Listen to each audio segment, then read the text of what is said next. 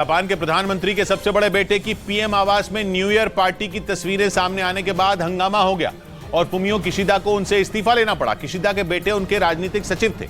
Japan की एक magazine ने उनकी अपने कुछ रिश्तेदारों के साथ पीएम आवास में 30 दिसंबर को ही पार्टी की तस्वीरें छाप दी, जिनमें एक तस्वीर में फुमियो किशिदा के बेटे शोतारो किशिदा अपने रिश्तेदारों के साथ प्रधानमंत्री आवास की रेड कार्पेट वाली सीढ़ियों पर पोज देते दिखे। ये तस्वीर उस ग्रुप फोटो की नकल थी जिसमें फुमियो किशिदा इन्हीं सीढ़ियों पर अपने कैबिनेट के सदस्यों के साथ नजर आए थे। दूसरी तस्वीर में फुमियो किशिदा के कुछ रिश्तेदार उस पोडियम पर खड़े होकर तस्वीरें खिंचवाते दिखे, जिस पर प्रेस कॉन्फ्रेंस के दौरान जापान के प्रधानमंत्री खड़े होते हैं। इन तस्वीरों के सामने आने के बाद फुमियो किशिदा ने अपने बेटे के व्यवहार को गलत ठहराया और उनसे इस्तीफा ले लिया।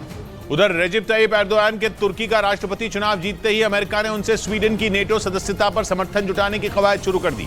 बाइडेन ने एर्दोगान को जीत की बधाई देने के लिए फोन किया और लगे हाथ स्वीडन की नेटो सदस्यता पर भी बात छेड़ दी।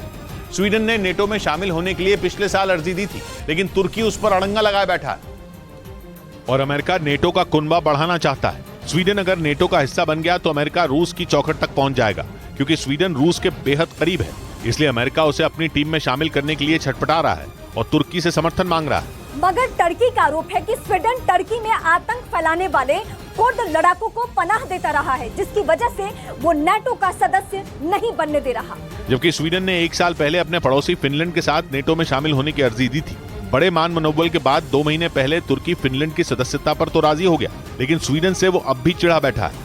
इधर आतंकी खतरों से निपटने के लिए दिल्ली पुलिस के जवानों को कमांडो ट्रेनिंग दी गई, जिससे किसी भी इमरजेंसी को पुलिस खुद हैंडल कर सके और एनएसजी की टीम का इंतजार न करना पड़े। दिल्ली पुलिस के करीब 350 जवानों को यह ट्रेनिंग दी गई, जिसका अभ्यास उन्होंने दिल्ली पुलिस एकेडमी में किया। मी-17 हेलीकॉप्टर से दिल्ली पुलिस के जवानों ने ट्रेनिंग की। कई फीट ऊंचाई पर आसमान में उड़ रहे हेलीकॉप्टर से रस्सी के जरिए वो नीचे उतरे और एक्शन मोड में दिखे। असल में दिल्ली में G20 समिट का आयोजन होने जा रहा है। ऐसे में आतंकी गतिविधियों से निपटने के लिए दिल्ली पुलिस के जवानों को तैयार किया गया कि हमको सायराज बिल्डिंग में जाना है, फिर ऑपरेशन करना है। यानी कोई इमरजेंसी होगी तो एनएसजी कमांडो या फिर एयरफोर्स के कमांडो को इंतजार नहीं करना पड़ेगा और उस स्थिति को दिल्ली पुलिस के ये एडवांस्ड कमांडो हैंडल कर लेंगे।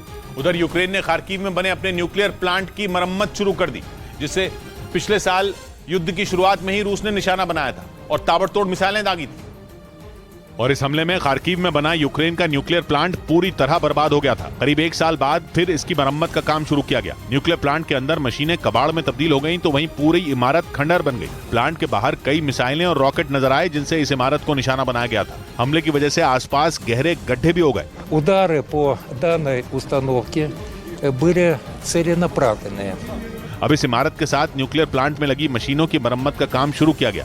इधर कर्नाटक के बेलगावी में ट्रेनिंग के लिए इस्तेमाल होने वाले एक विमान की इमरजेंसी लैंडिंग करानी पड़ गई। बताया गया कि उड़ान भरने के कुछ देर बाद ही उस विमान में तकनीकी खराबी आ गई, जिसके बाद पायलट ने उसे बेलगावी के बाहरी इलाके में मौजूद एक खेत में लैंड करा दिया। हालांकि उबड़ खाबड़ खेत पर लैंडिंग के दौरान 2 सीटों वाले उस विमान का अगला हिस्सा जमीन पर लटक गया, जिसकी वजह से प्लेन को काफी नुकसान भी पहुंचा। लेकिन गनीमत यह रही कि विमान में मौजूद ट्रेनर और उसे उड़ाना सीख रहे पायलट की जान बच गई। वहीं विमान की इमरजेंसी लैंडिंग की सूचना मिलते ही वहां पर लोगों की भारी भीड़ जमा हो गई। उधर पश्चिम बंगाल के सिलीगुड़ी में एम्बुलेंस के जरिए नशीले पदार्थों की तस्करी का अनोखा मामला सामने आया। वहां पुलिस ने एक एम्बुलेंस से करीब 64 किलो गांजा बरामद किया और इस मामले में एक महिला समेत 4 लोगों को दबोच लिया। आरोप है कि ये लोग नशे की उस खेप को एम्बुलेंस में एक ताबूत के अंदर भरकर ले जा रहे थे, ताकि देखने वाले को ऐसा लगे जैसे उसमें कोई शव रखा गया है। लेकिन तलाशी के दौरान शक होने पर पुलिस वालों ने जब एम्बुलेंस में रखे उस ताबूत को खोला तो वो हैरान रह गए। उस ताबूत से कई पैकेट निकले जिनमें गांजा भरा हुआ था, जिसके बाद पुलिस ने नशे की उस खेप को जब्त कर लिया और मामले की जांच में जुट गई।